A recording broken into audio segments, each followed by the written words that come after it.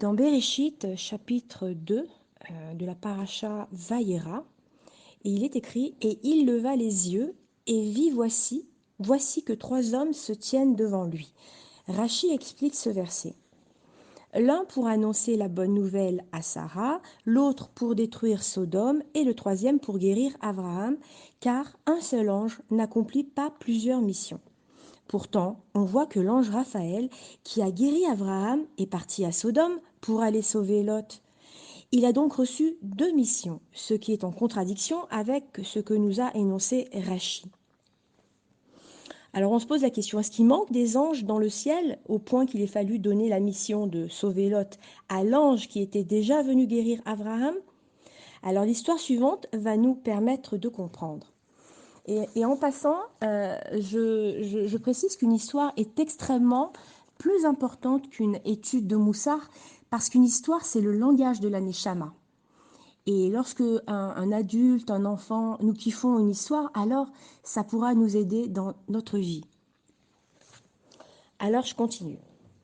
L'histoire, c'est que, à peine investi de ses fonctions, il y a le rave de la ville Brody, le rave Shlomo Kluger. Il a été convié à devenir Sandak, le parrain du bébé lors de la circoncision. Arrivé à l'endroit de la circoncision, il apprit que le père de l'enfant était à l'agonie. Il était en train de mourir. Dans un cas semblable, on avait la coutume à Brody de reculer la circoncision après le décès du père afin de donner à l'enfant le nom de son papa. Mais Rabbi Shlomo Kluger ordonna de rassembler rapidement un minyan et de circoncire le bébé. La circoncision eut lieu immédiatement. Et ensuite, le papa se leva de son lit de malade et guérit complètement. La nouvelle se répandit dans la ville et fit grand bruit. Quand on demanda à Rabbi Shlomo des explications, il répondit: « J'ai pris cette décision en étudiant la paracha Vayera et le commentaire de Rachi. Un ange spécial devait être envoyé pour sauver Lot.